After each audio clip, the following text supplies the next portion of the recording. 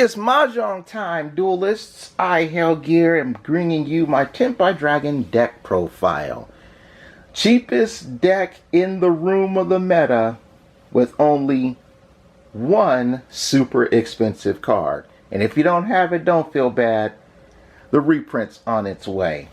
Like, sub, and bell. Leave your thoughts on my take of Mahjong.deck in the comments section below. But for now, let's count the cards.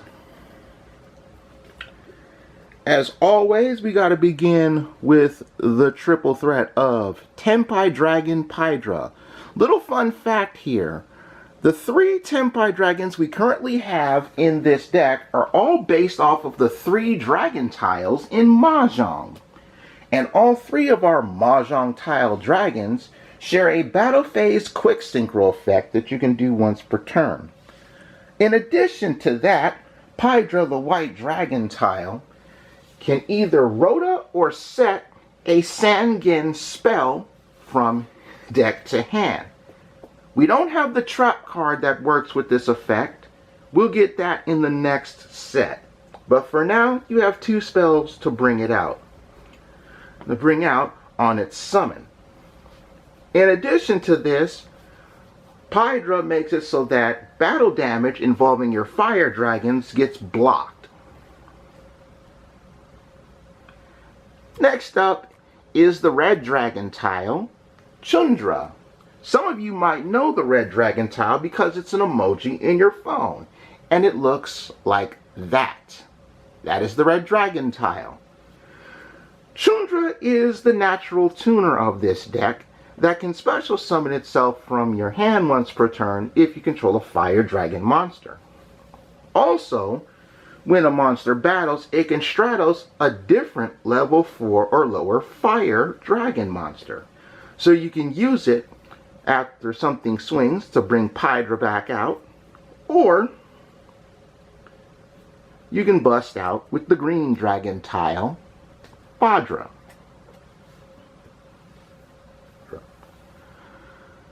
Now, Pydra is a little bit of an interesting sort here, because on summon, if something battles, it can actually revive a different fire dragon from your graveyard. Also, your fire dragons can't die in battle. So you have Pydra that blocks damage, and then you have Pydra that makes it so that your fire dragons don't die. You only need two of it though, because the recursion isn't something that you want a lot of. Now, unlike most people who've been playing this deck, I actually have a sub-engine of Rose Dragon cards. So I have one red, two white, and a Rocks Rose Dragon. And I do like how the Rose Dragon sub-engine comes up very well. And I figure since a lot of people that I've seen have been adding Black Rose Dragon to their decks, I figured, you know what, let me add these Rose Dragons in here.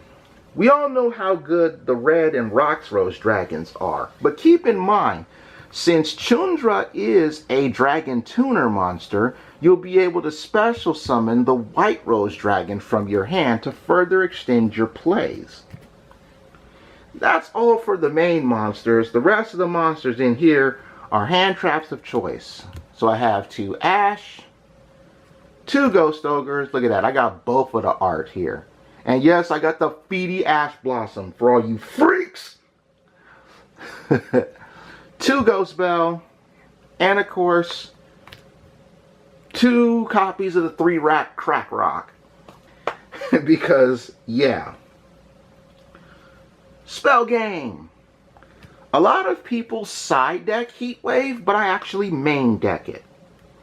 And since only the plant deck, shoutouts to Jessica Robinson, aka Sunsea Jess, since the plant deck is the only deck in the meta that's running normal monsters, and this prevents either player from summoning normal monsters, or summoning only normal monsters until your next turn, it's literally turn skip.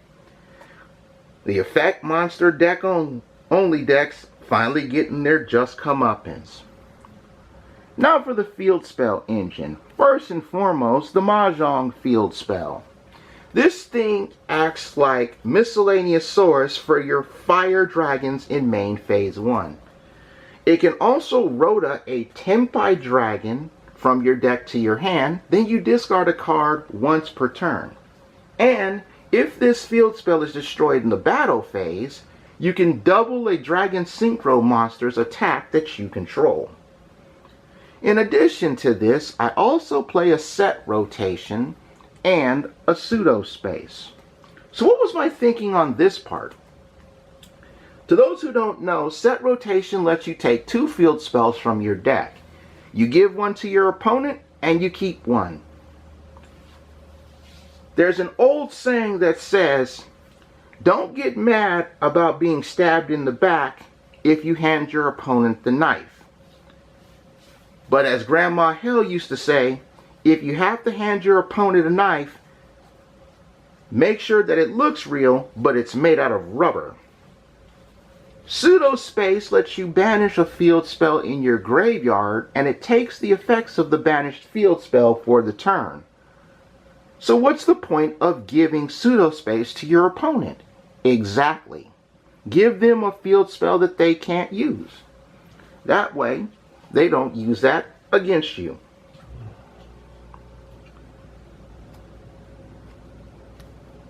Three copies of Sangen Kaiman, the other card that you're pulling off of Pydra. You can either rota a Tenpai dragon from your deck to your hand, or any level 4 or lower fire dragon you might have in your deck a little bit later, or special summon a fire dragon from your hand to the field. But if you activate this during the battle phase, you get both effects instead of choosing one or the other. The Basil Rose Shoots are the last cards in my Rose Dragon engine. I will go over that a little bit later on in this deck profile. 2 Droplet because, yeah, you kind of need that.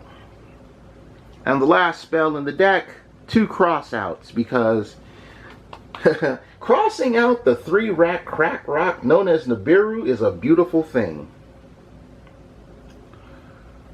Trap game, folks. The other hand trap in the room. And a Dragon's Rage, because there's always going to be that one person that puts up a wall. And when Shining Sarcophagus duelists like to play that one copy of More Marshmallow and make you swing at it, flip this up and let them know that they can't hide anywhere. That wraps up the main deck, ladies and gentlemen. Extra deck time. 2 copies of Sangenpai Bident Dragon. Literally, it's 2 of your Dragon Mahjong tiles. It's a Synchro tuner that on Synchro Summon lets you special summon a fire dragon from graveyard, but you're locked into dragon monsters for the rest of the turn.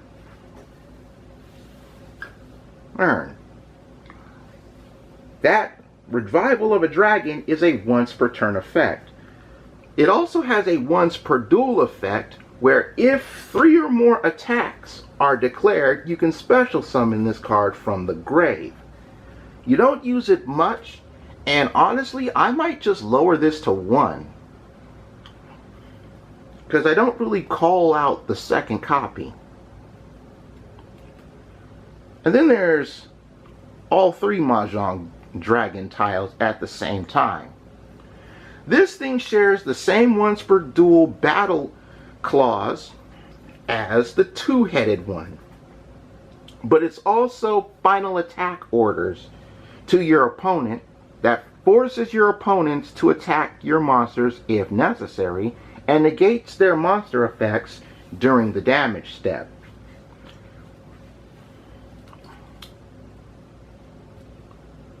Yeah, that's right. Unlike Konami who told you when we saw the preview for this to ask a friend. I didn't have to ask a friend. I just had to wait 14 years for a deck to actually consistently play this card.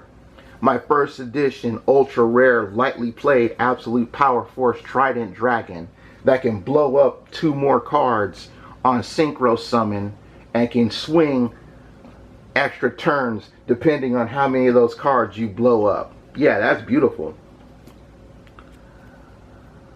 A Black Rose Dragon and a Blood Rose Dragon. Now, I'm going to be real with you. If you don't have Mr. $100 in the middle here, Blood Rose Dragon can be another level 10 fire dragon that you can run to get you through some hard, rough times. And wiping the graveyards clean is another resource that you can do during the battle phase to keep your opponent off of your butt cheeks. One Samurai Destroyer because Yubel is a thing. One Odd Eyes Meteor Burst Dragon because it's low rent Songenpai and it shuts off your opponent's monster effects. Now, this monster is my personal tech for this deck that I haven't seen anyone play but me. And I'm going to give you guys 5 seconds to guess what this dragon synchro monster is. That's your hint. It is a dragon synchro monster. So, leave a comment down below on what you might think this dragon synchro monster is. And I'm going to reveal it in 5, 4, 3, 2, 1. Remember to like, comment, and sub. The correct answer, 1 copy of, and I love this thing, Varum, the Magistus Divinity Dragon. Yes, that's right. A Magistus Dragon in this deck? Well, it is a fire dragon, but it's a level 8. The effect that matters with this card is simple. If you synchro summon this card and it's destroyed, it blows up all face-up cards your opponent controls.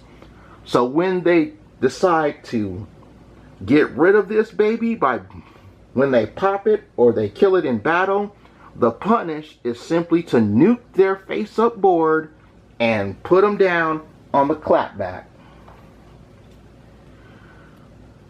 And now the links, because Dimensional Barrier is a thing. 1 Striker Dragon, 1 Hieratic Heavenly Spheres. Hida, you gotta play her just to steal fire monsters from your opponent's graveyard. 1 Promethean Princess. Thank goodness I got this one. It wasn't so pricey. 1 IP and a Nightmare Unicorn because SP Little Knight is still too damn expensive. So,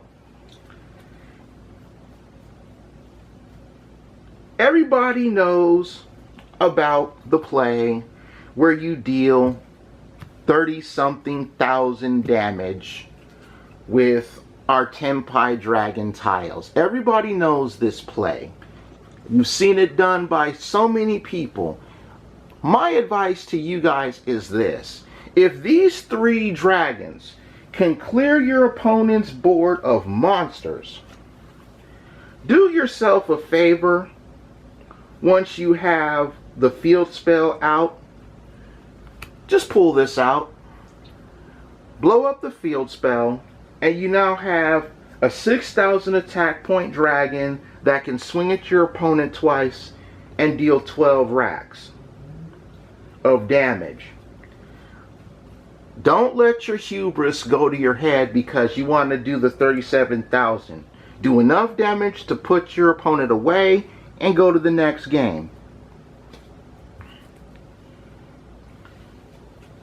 Now let me show you an interesting little play here. So, we're going to need that.